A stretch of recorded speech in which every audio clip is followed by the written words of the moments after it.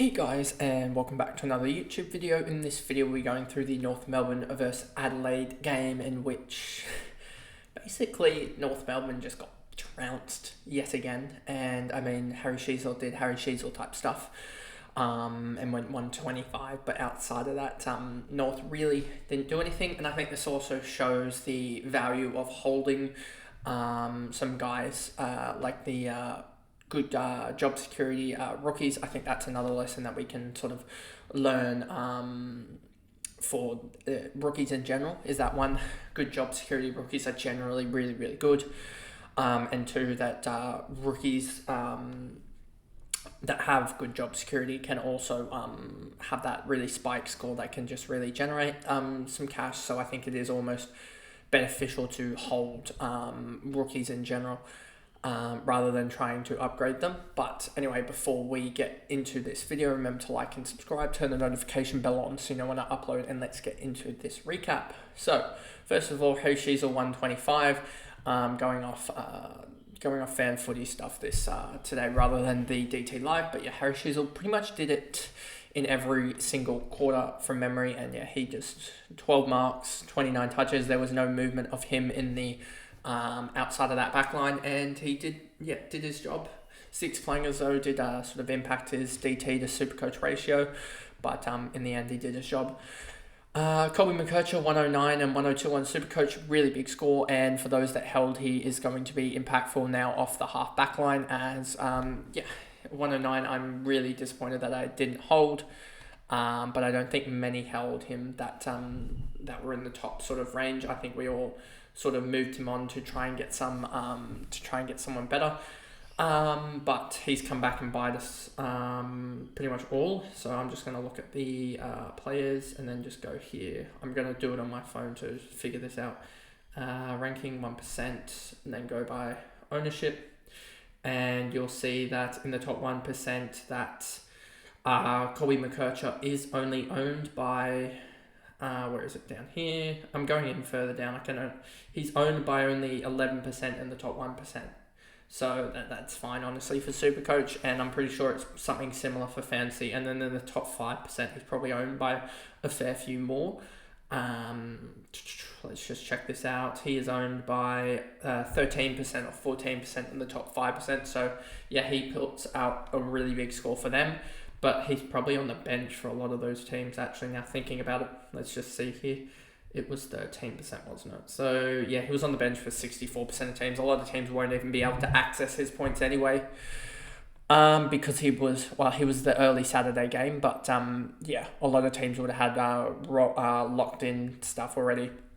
Dave Juniak, 98, 112, really showed that he can still play.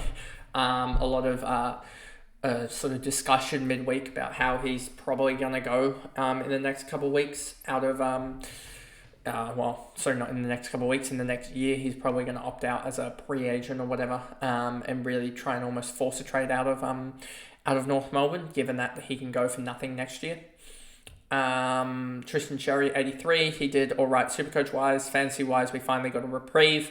32 hit-outs. I thought this was one of actually his better games, given his hit-outs to advantage. I think he had 13 hit-outs to advantage at 40%, but lacking the when he doesn't get the tackles, he really doesn't score well, and that's what happened here.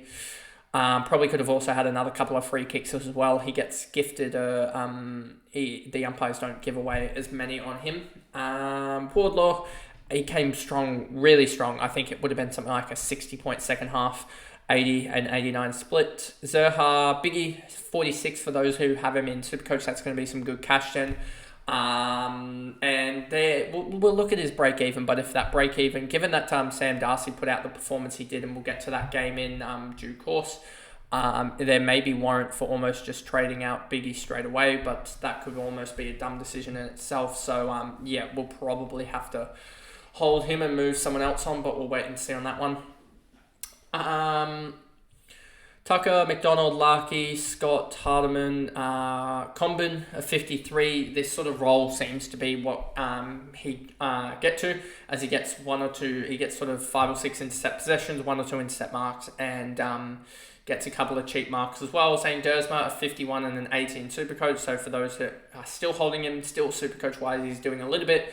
Core, Lazaro, 46-42. Simkin was absolutely pathetic. And yeah, five clangers in the first almost half alone, and 4 free kicks were most of the reason why he got those clangers. Curtis did nothing in the first half. I don't think he had a touch in the first half, so 34 in the second half. Blake Drury, this is what a small forward's going to do usually, a 38 and a 50. That's why you don't buy into him. Stevens, I'm so happy this one's got a value of pick, I think it's 34 in return for him, and part of that pick that they, and basically what happened for North is they used both their priority picks to effectively get Fisher and also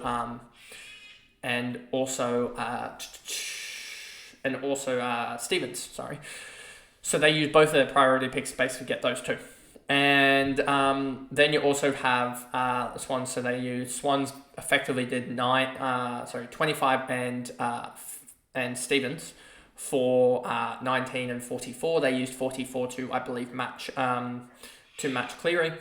So in the end, the Swans have effectively gotten pick 19 for effectively they did 19 and 25 for Stevens in the end, and basically got Cleary for free almost, which basically so yeah, they effectively got 19 and Cleary for 25 and Fisher. So yeah, I think they did the better end of that deal.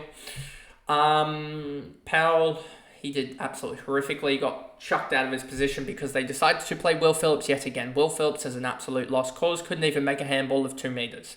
That's how bad he is. 30 and 35, and yeah, he just looks not up to standard for simple sake of North Melbourne. And Tom Powell looked really good in the midfield last couple of weeks, so I will holding on to him because I think that they have to drop Will Phillips, and I think that they need to go. They honestly, if they're thinking smart, their midfield needs to be LDU, Wardlaw, and Powell, as well as having Lazaro as the 4th man in, because that midfield, it has the flair of Lazaro, it has the hard-working sort of tackling brute of Wardlaw, and then it also has Tom Powell that does sort of a little bit, and it has the clearance work of both Wardlaw and LDU.